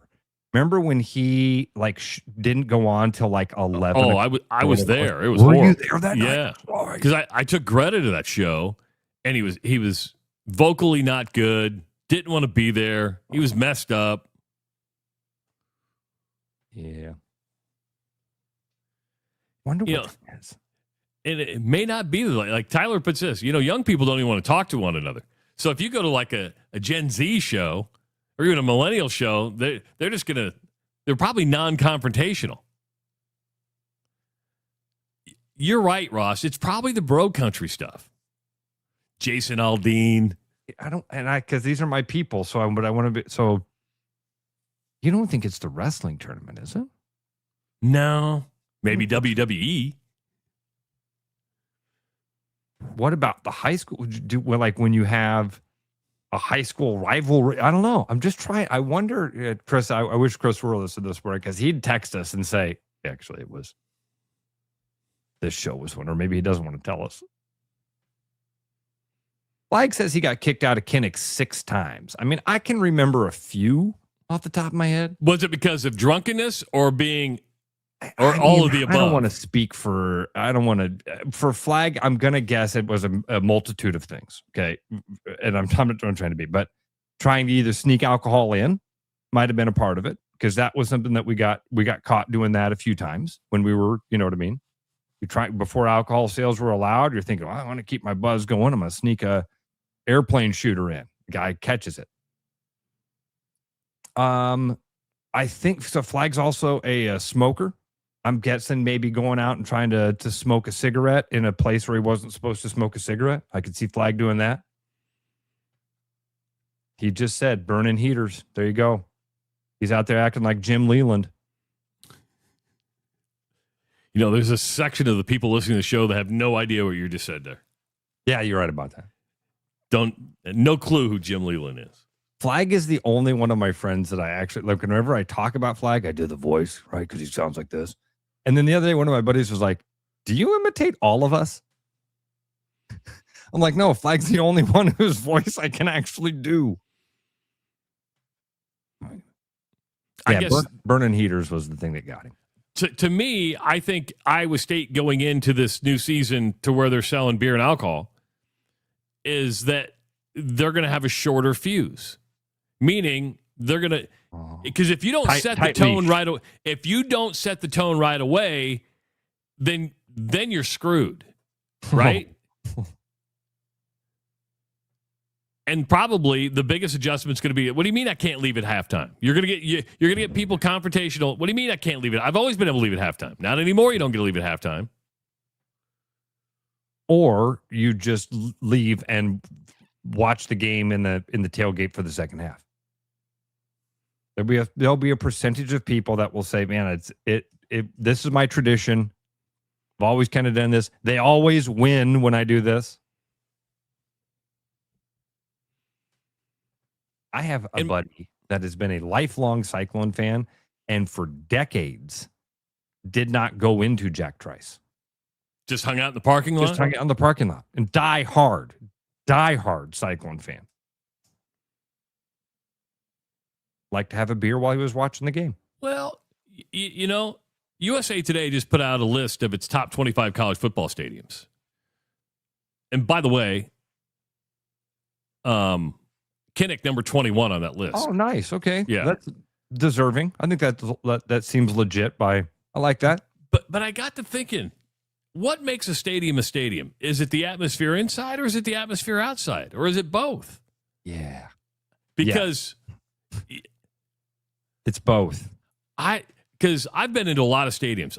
What I find myself gravitating towards the most is the atmosphere outside. The electricity building up to the walk-in. Because once you get 50, 60, 70,000, 100,000 people in a place, it doesn't matter what it looks like. It's kind of the energy, the build-up on the outside. By the way, Flag's calling in. I don't think it's all of that, Trav. I think that it is. I think it's both. And maybe even, I mean, I'm not sure if it's 50-50. If you made me decide which one has more impact right now, I would actually say it's the inside atmosphere because that's what gets projected out to the rest of the That's the fair. world. And so if you don't have that full raucous stadium inside, I just don't know that you can necessarily, it's chicken and egg type of deal, right? I think you've got to have that to kind of build the other stuff, or maybe it's the other way. But but having that atmosphere inside, I'm very curious because you say that, and there's a few stadiums that run through my head. So I want to know about that top 25 after Flag confesses to all of his crimes. What up, Flag? What up, gentlemen? How are we doing today? Good. Travis, how does confession usually work? Is there some sort of formalities we're supposed to exchange before he confesses here? I'd say all mine were for smoking. I'd be in a crowd of people, but yet, they go for the biggest, ugliest guy, I guess, so they just pick me. So they go for the Lyle Alzado. So where did you smoke? Did you just go like close to the gate and like put your lips outside? I would just find other people smoking. I just like, okay, there's 15, 20 people. I'll go over there and try to hide, but that never, ever worked. Interesting. Now, most of the time I was shit-faced wasted, so, it goes hand in hand. Did you ever get confrontational with was it normally a cop or was it somebody in a yellow coat? I never had confrontation. I'm not that stupid. But usually it was always a cop, but mostly it was Permar dudes. And I have noticed we quit having season tickets after 2018. And I usually go to a game or two every year. There are more Permar people in the stands than what there used to be when we had tickets. There are now. So there more people paying more attention because you got the alcohol flowing. Yep. More snitches, bud. More snitches. Flag. Tell Travis the story about the parking lot. Remember the parking lot Permar? Was it the lady? The dickety ick? The dickety ick? What was the story? I don't think we can say that down there, can we? Well, you guys are on. We're not radio anymore. Right. You cussed. So we were hated the first couple years at Finkbine. We were absolutely hated. We were by the cops, by security. What were we doing? I don't remember what we were doing that day, but she was on us, man, like stink on shit. We were didn't have wings going or something that day, and she was. I don't remember, man. I remember. I think I it started. was a night game, so I probably had the smoker up there. Yeah. Several stories started rolling through my head about. And her boyfriend, Flavor Flav. Yeah, her boy. Yeah. Okay. All right. Enough of that. We're only going to get in trouble if we tell those stories. You're right. Bye, buddy. Probably. All right. Don't need to tell stories about you on the, drinking drinking everywhere out of a pot. We don't need to tell that story. Do you have a disconnect button? Off the curb. He was drinking what? Apple pie with Everclear out of a pot off the curb. It was pretty funny. Nobody knows. One of the few times in my life I've actually seen Ross drunk. He wants me to hang up on you. Is there a button that hangs up? Well, probably. I keep going. Flag. I keep going. Don't let me bring up Benito Santiago. Santiago. I hung up on him. Thank you. About time.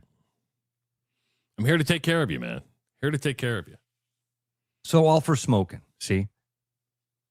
And that's another thing, is that of the 288, how many were alcohol related? And that exact question. Right. Did I ever tell you my brother, I go to a game with my brother one time, it gets to be halftime, and he's like, all right, I'm going to go smoke a cigarette. I'm like, oh, you can't. And he goes, no, I'm going to go out to my truck. And I said, dude, you can't leave and come back. My brother gives me that look. He leaves and he comes back. What? How'd you get back in? He goes, I went to the guard, told him I was diabetic, and I'd left my insulin in the truck. Oh, my God. Oh, my God. Brad, you never disappoint. Much like your jockey display of modeling on Friday, you never, ever disappoint. Man, I forgot my insulin shot. I gotta go take it. We're in the truck, man. If I come back to you, will you let me back in? Sure, man. Start to fade like this. My eyes are going back in my head. I don't know if I'm going to make it to my car. Refresh your home with floors you'll love. Iowa Floor Covering offers beautiful hardwood, waterproof luxury vinyl, carpet, and tile for every room. Whether you want it professionally installed or you want to do it yourself, they have something for everyone. Stop by their Bondurant showroom or go to iowafloorcovering.com for a free quote. Make sure to tell them you heard about them on the Rush Radio Show, powered by Willis Automotive. Game on, keep your edge with Body Armor Sports Drink. Bold flavors, electrolytes, and hydration that goes the distance. Grab Body Armor before the grind, during the game, and after the win. Body Armor Sports Drink. Hydration that's real and better for you. Pick up Body Armor Sports Drink on your next grocery store run or convenience store trip. With the Iowa Lottery's new Millionaire for Life game, you could win $1 million a year for life. That could make you a My Dream Job is No Job Millionaire. Front row tickets to every show millionaire. Hire a personal glam squad for you and your bestie millionaire. Yep, a little further. Or just to never run out of your favorite pickles millionaire. With Millionaire for Life from the Iowa Lottery, And these. you can change your life for life. Play today. Hey everybody, Mason Miller, sales manager out here at Mini Des Moines, and this month the heat is on so the roof comes off. Get an all-new Mini convertible with rates as low as 2.99 out to 60 months. If you're looking for something more year-round, you can get into an all-new 2027 Countryman with rates as low as 2.99 out to 48 months on here. Also, we are down to our very last Victory Edition, so if you want to cross the finish line, come check it out now. For more information on these exciting offers and more, visit us online at minidesmoines.com or your favorite motoring advisor. So I think what's unique about Urology Center of Iowa is that we are a truly independent, single specialty clinic. We have a mantra that the patient comes first, the group comes second, and we as individual surgeons come last. When I meet with a patient for the first time, I want them to feel heard. I never want them to feel like I'm in a rush. Just watching the change that you can make in a patient's life, it's everything. Schedule an appointment at iowauro.com. I like to buy America from hometowns near and far. All pursuing happiness doesn't matter who you are. That's the real thing.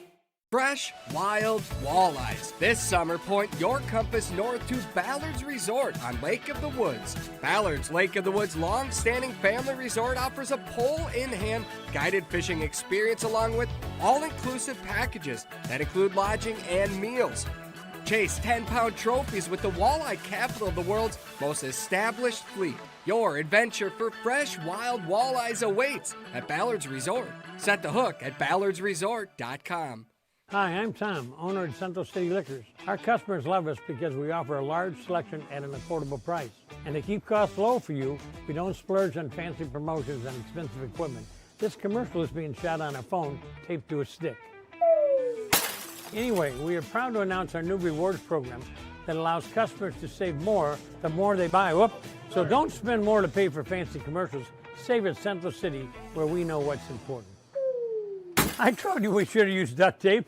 The World Cup is heating up, and so are we at Willis Nissan. This July, you can score big with 0% on the rugged Frontier, the practical and fuel-efficient Murano, the full-size Pathfinder, and the compact and modern Rogue. And with up to $5,000 in available customer cash on these models, the savings are even better. So stop into our showroom or head online to willisnissan.com today.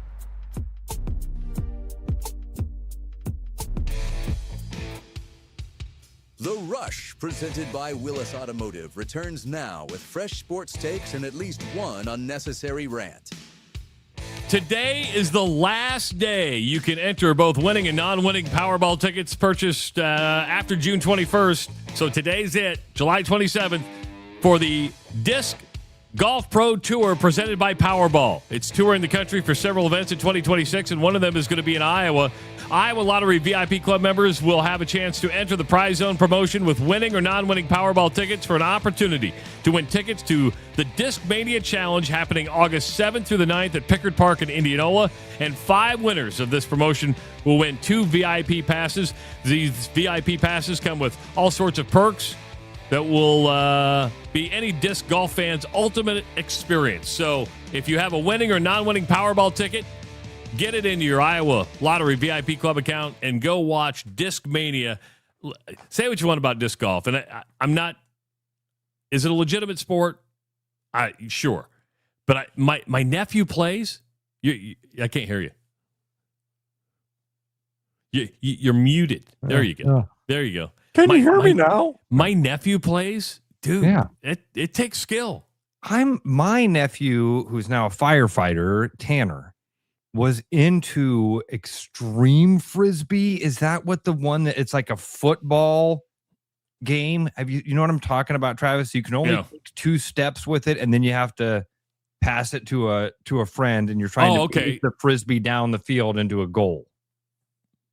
He was like phenomenal at that. And then he, for a while, was doing like trick shot videos on YouTube where he would like throw the frisbee around the house and land it in stuff.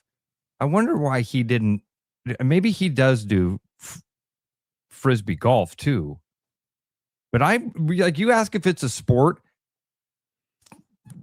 Have you seen them do this? Yeah, I mean, their accuracy. I mean, they walk around like their little caddy bag, and they've got like 1 irons, 2 irons. They're like the equivalent. There are putters. There's putting frisbees and driving frisbees, and there's ones that are meant to curve more. And so, I mean, there's shot selection. It's incredibly technical what they're doing. I've seen guys over here at Roosevelt practicing like a driving range. I swear to God, like a driving range. They bring their bag of frisbees. They stand up on the parking lot and launch their frisbees into the field and then walk out, pick them up, come back and do it again. It's like, when you say it's a sport, is it a sport? I go, just like golf, just like bowling. True. And I'll be quite honest. I don't see that many unathletic people doing it. No, a lot of walking. They're usually look like you. Taller. You're right. All of them are skinny. Yeah. I know before the show, you're like, I can't believe you haven't mentioned weed during that whole promotion yet. I didn't think the Iowa Lottery would appreciate me mentioning look at you just stumble up right there. Because we've been 3 minutes past the read, so I figured that was like the safe space right there. So I was mentioning the top 25 college football stadiums. I mean, this is where we're at in the summer, right? And that is, NFL training camps are just starting. There's not much news there except Kyle Shanahan getting into a car wreck where he broke 3 ribs, his hand, his nose, got a concussion. College football is still a couple weeks away from training camp, so you're like, we need a list. We need a list. All lists are subjective, right? It's kind of like food reviews. If somebody says it's the best food I've ever had, well, it's the best food to you. It's not going to be the best food to me. What I'm taking is it might be a place worth trying. But USA Today has come out with its top 25 college football stadiums. And as I mentioned last segment, Iowa's number 21 on the list. Now, they credit the Wave. I know that's a good part of it, but I think there's other parts of Iowa City that make it a really good college football stadium besides just the Wave. Yeah, but you're all going to have a moniker. Every one of these is going to have a thing that they're known for. And for Iowa, that's a great thing to be known for. Like the best tradition in college sports. I hate the fact that they announce it that way within Kinnick Stadium. Let other people say that.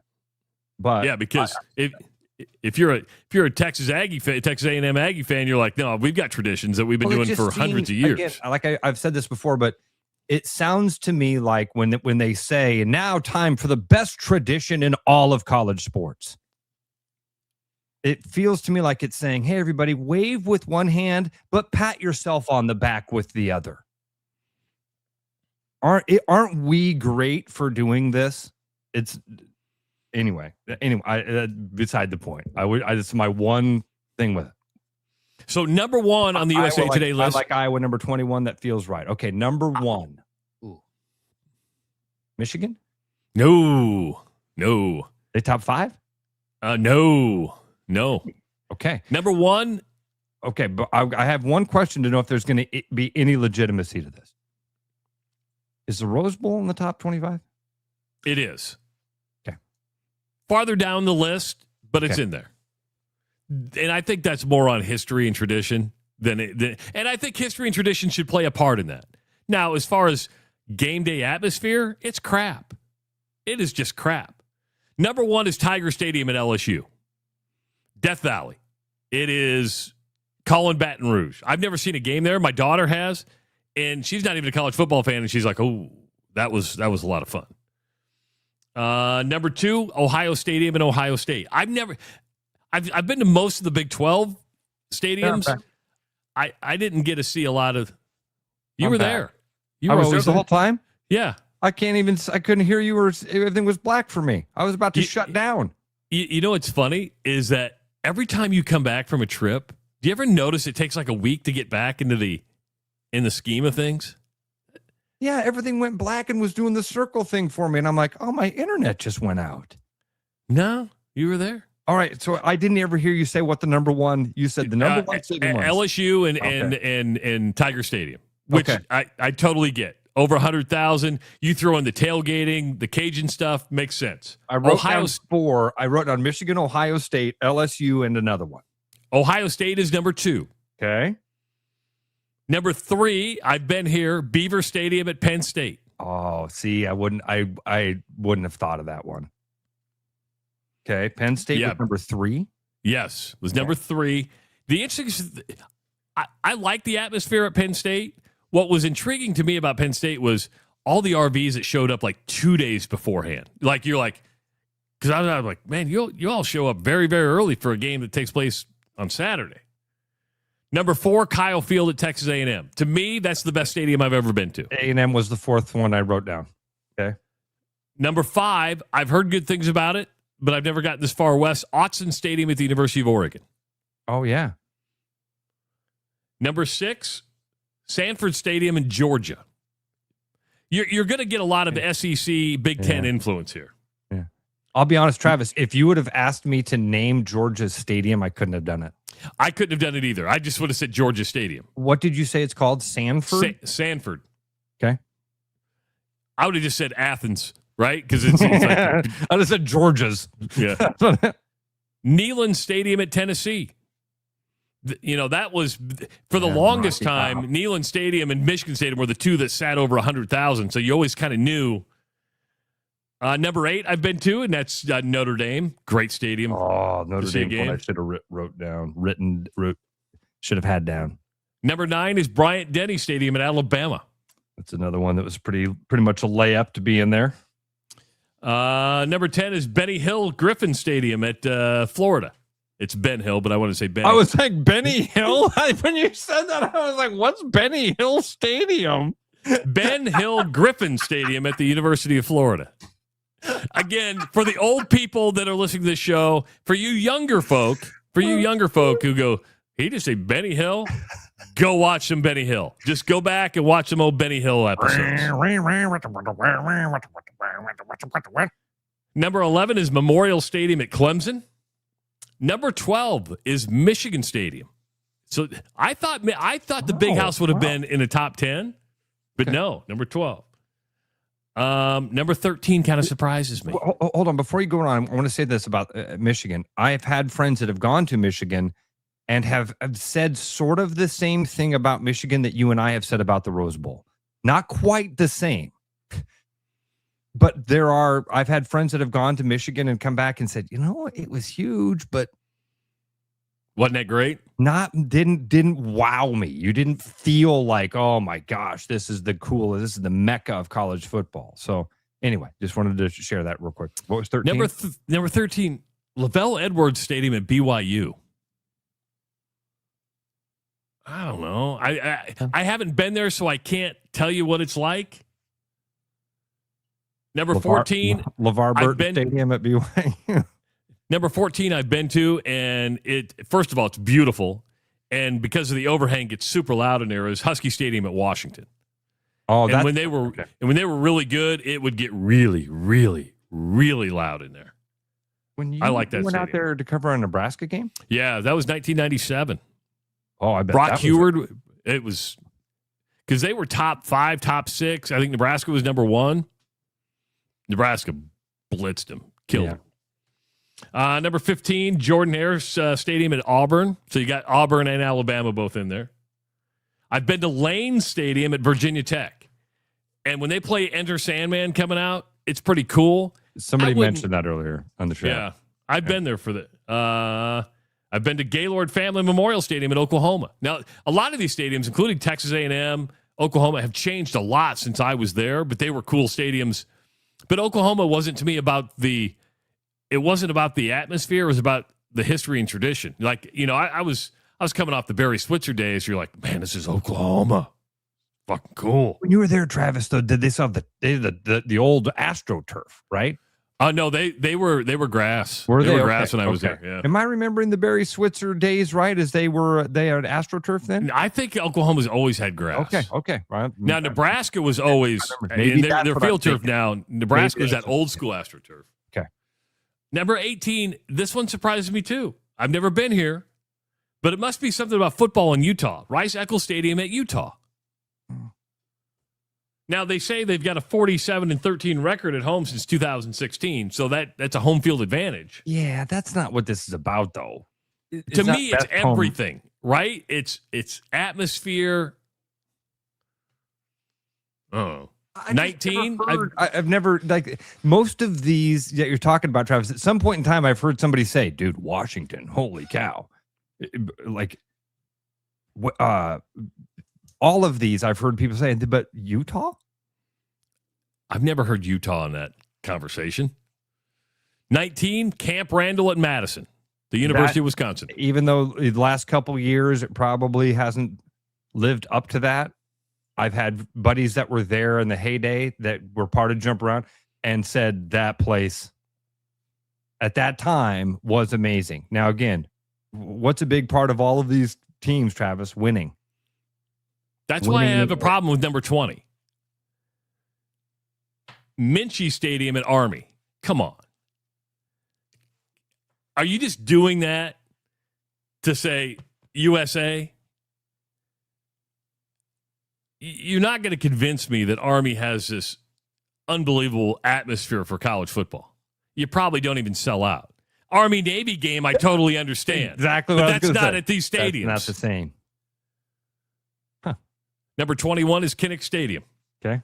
Number 22 is, and this kind of surprised me, is Darrell K. Royal Stadium at the University of Texas. So Kinnick is rated higher than Texas. Yeah, Texas was one that I would have thought would have been in the top 10 for sure. I got to be honest with you, Ross. I've seen 4 or 5 games at Darrell K. Royal Stadium. Now, the expansions were done.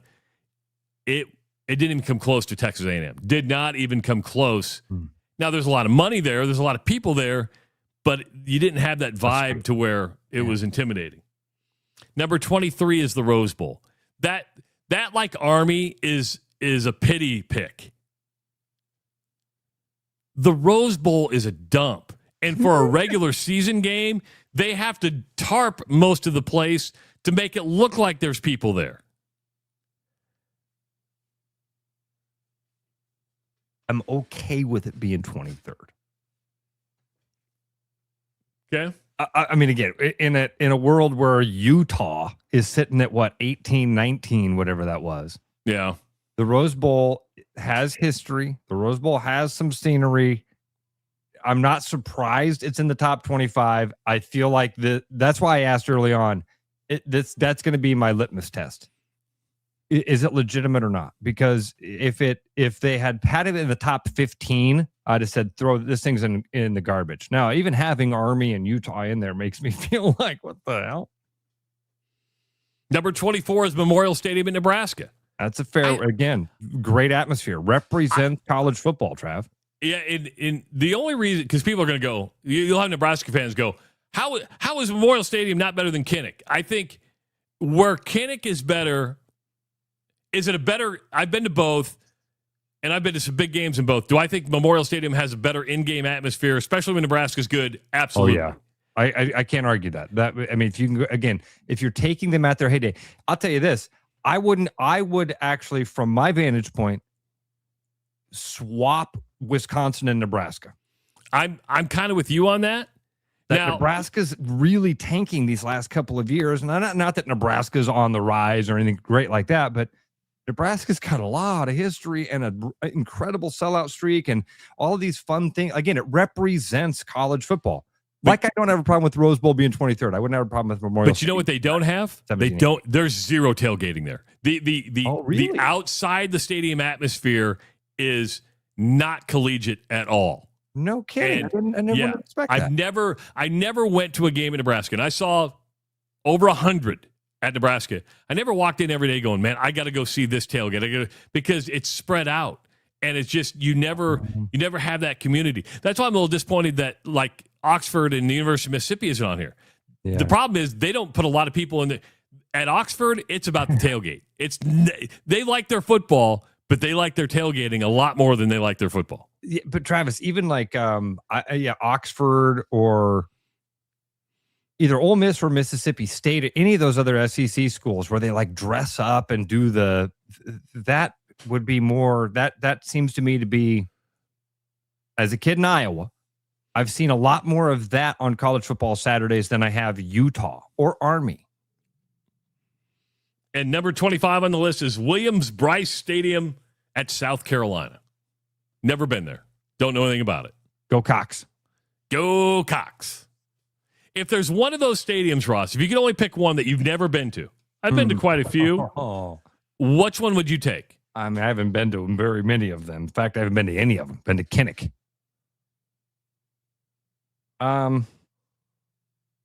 Number 1, LSU, Texas A&M, you've always raved about. I've never heard anybody say that that's not a place they feel. Tennessee would be cool. Notre Dame. If you let me pick one, it might be Notre Dame. Just for the lore, you know what I mean? I loved Rudy. Yeah. Walk in there, hear the. I've been to Beaver Stadium. I've been to Kyle Field. I've been to Notre Dame. I've been to Bryant-Denny. I've been to Washington. I've been to Virginia Tech. I've been to Oklahoma.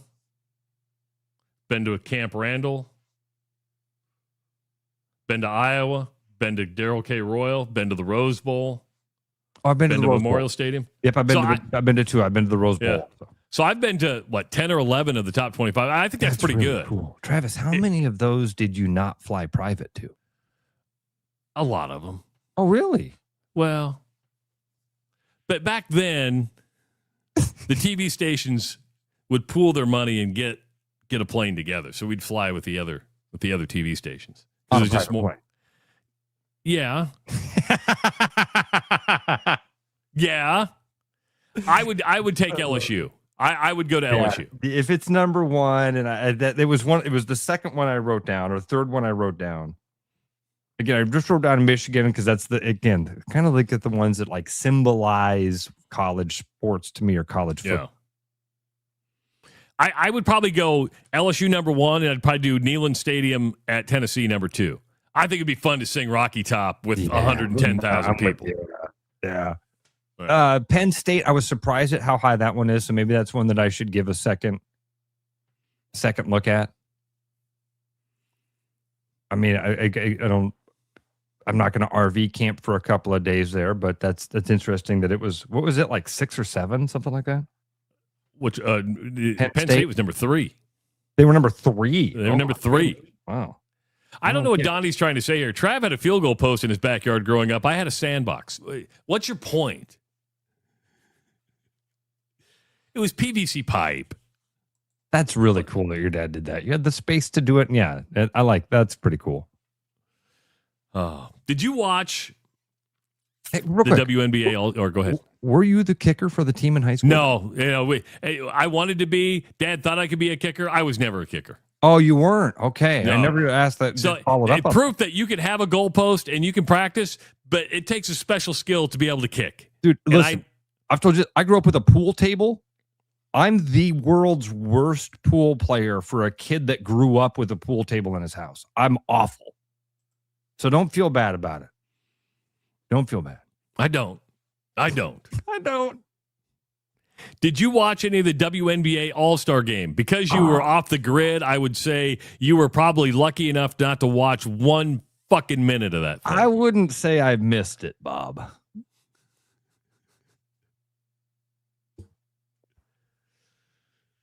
It was that bad?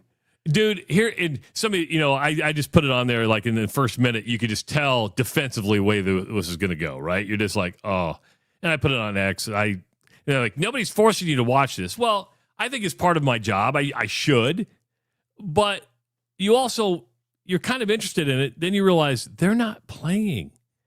And this isn't a WNBA problem. This is an NBA problem. This is a Major League Baseball problem. They need to go the way of the Pro Bowl and just say, hey, you're a Pro Bowler. You're an All-Star. We're not going to play a game. But they do it because they make money around this weekend. I get it.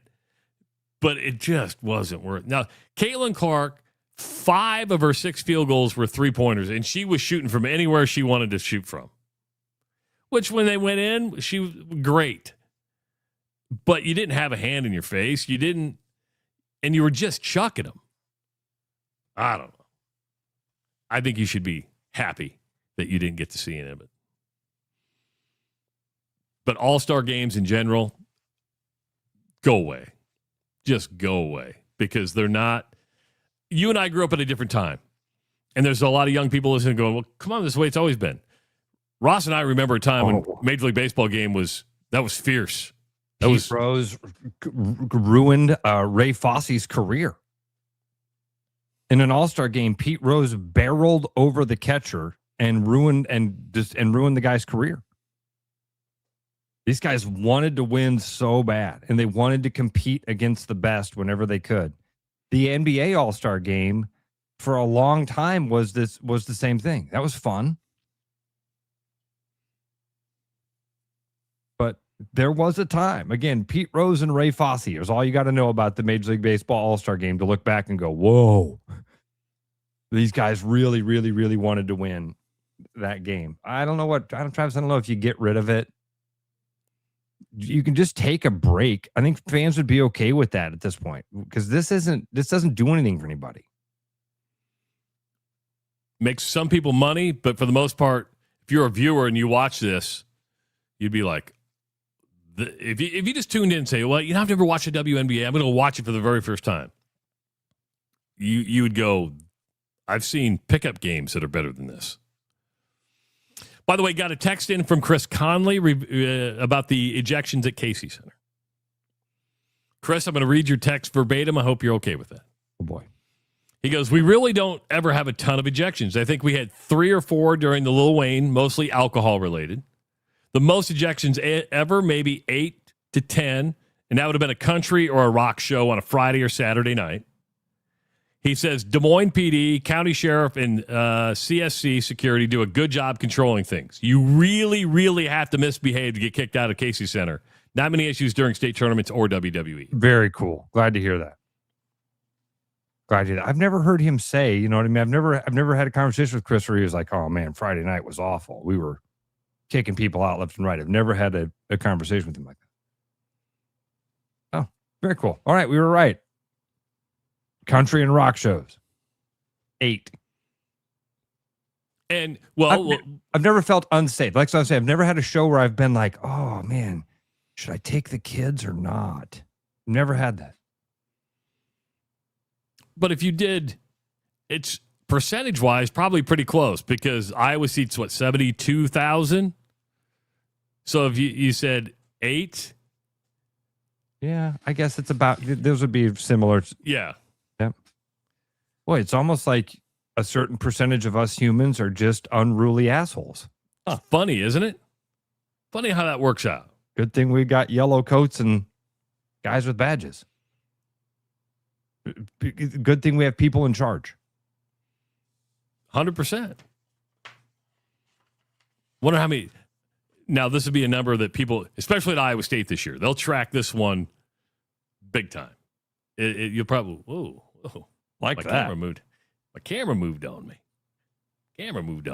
We thought you shrunk. I did. Wonder why that happened. I got a new camera. So look at that. It moves with your, it just slid up again. It keeps trying to go up on you. What the hell's happening all of a sudden? It's an AI camera, PTZ, and it for some reason got switched to tracking. And then I just went back in and put it on manual. So every time I moved, it would move on me. Not that anybody listening or watching this really gives a shit about it. So this has all been AI the entire time I've been talking to you this morning? It's been AI? No, that's not what I'm saying. You just said you have an AI camera. Yeah. So it like if I move, it will track me. And that's the AI finding me. You just did that so you could do the show naked, didn't you? I'm not naked. I have shorts on and a sweatshirt on. Jerk. Donnie thinks your camera is a flock camera. I saw when I left town, there was a Register article about one of those getting destroyed out in Pleasant Hill. Really? Yeah. Yeah, the flock cameras are going to be a thing. That's going to be what's a flock camera? Oh, Trav. Do I need to look this up? Flock cameras. Welcome to the rabbit hole. Oh, geez. Here we go. All right, folks, enjoy your Monday. Thanks for taking the time to listen to us today. We very much appreciate it. We'll be back tomorrow at 6 a.m. sharp. Again, hour and a half show tomorrow. I got to get out of here at 7:30 for Synergy, so we'll only do an hour and a half tomorrow. Enjoy your Wednesday or Monday. We'll be back tomorrow. Bye-bye. Bye-bye. Start spreading the news, cause it's time to buy booze, and there's only one place to be. You can see all your friends, the good times never end, unless you're just loitering. It's Central City, we can make your dreams come true. No guarantee your dreams will come true. Central City, all this booze is waiting for you. Look at all this booze. Willis Chevrolet's Summer of Savings is on now, and the deals are turning up the heat. You'll find a huge selection of new, used, and Car Bravo certified vehicles, all ready for your next road trip, daily drive, or whatever summer throws your way. Right now, you can take advantage of 0% for 5 years on the dependable Silverado and 0% for 36 months on the versatile Equinox and the affordable Trax. It's the perfect time to get into the Chevy you've been eyeing. Don't wait. Shop Willis Chevrolet's Summer of Savings here in Granger or online at willischevy.com. With the Iowa Lottery's new Millionaire for Life game, you could win $1 million a year for life. That could make you a My Dream Job is No Job millionaire, a front row tickets to every show millionaire, hire a personal glam squad for you and your bestie, Yannaire. Yep, a little further. Or just to never run out of your favorite pickles, Yannaire. With Millionaire for Life from the Iowa Lottery, And these. you can change your life for life. Play today. Bask in the glory of victory, or if necessary, wallow in the sorrow of defeat. Do both after every Hawkeye game on the Black and Gold Rush on the Rush Radio Network. Hi, Noel from Fiscus Jewelers. Thinking about popping the question? Take their breath away with a diamond you can trust. Rare and forever natural diamonds. Thoughtfully selected and pre-screened using advanced technology. If you don't see exactly what you're looking for, we'll custom design it together. Our experienced team is here to help you create something truly meaningful. And let's not forget about the guys. We proudly offer the largest selection of men's wedding bands around. Fiscus Jewelers, your jeweler for life. Don't settle for less. Get more of what you want with new Power Water from Powerade. More electrolytes, more flavor, and zero sugar. Do it again, make it a 10. I got the power. Finally, a fitness water that gives you power for more. Powerade Power Water. It takes more. Coming up now, Travis, Ross, and at least one opinion that will get somebody mad online.